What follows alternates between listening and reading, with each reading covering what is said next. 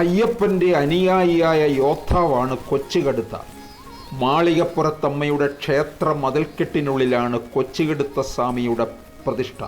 കൊച്ചുകടുത്ത സ്വാമിക്ക് കദളിപ്പഴം, വറപ്പൊടി, അവൽ, മലർ, നാളീകരം, ശർക്കര, മുന്തിരിങ്ങ, കൽക്കണ്ടം എന്നിവയാണ് നിവേദിക്കേണ്ടത്. കടുത്ത സ്വാമിക്ക് വെള്ളം കുടി നടത്തുക എന്നതാണ് സാധാരണ പറഞ്ഞു വരുന്നത്. ഇവിടെ നിവേദിക്കുന്ന നൈവേദ്യാംശം പ്രസാദമായി ഭക്തർ വീടുകളിലേക്ക് കൊണ്ടുപോകാറുണ്ട്. വനഭൂതങ്ങളിൽ നിന്നുമുള്ള ഉപദ്രവങ്ങൾ ഉണ്ടാകാതെയും ശരീരബാധിതങ്ങളായ ഭൂതപ്രേതാദികളിൽ നിന്ന് ദോഷം സംഭവിക്കാതെയും ഈ മൂർത്തി ഭക്തരെ കാത്തുകൊള്ളുന്നു. വില്ലും അമ്പും മഞ്ഞപ്പട്ടും ധരിച്ചു നിൽക്കുന്ന കൊച്ചുകടുത്ത കൊള്ളക്കാരെ അമർച്ച ചെയ്യുന്നതിൽ അയ്യപ്പനെ സഹായിച്ച സമർത്ഥനായ യോദ്ധാവാണ്.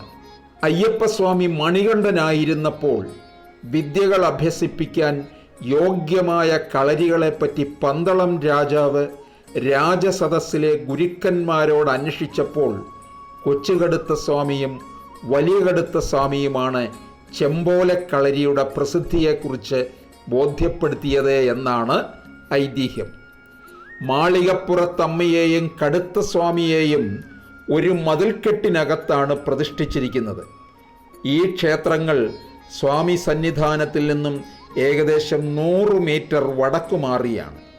വില്ലും അമ്പും മഞ്ഞപ്പട്ടും ധരിച്ചു നിൽക്കുന്ന കൊച്ചുകടുത്ത കൊള്ളക്കാരെ അമർച്ച ചെയ്യുന്നതിൽ അയ്യപ്പനെ സഹായിച്ച സമർത്ഥനായ യോദ്ധാവാണ്.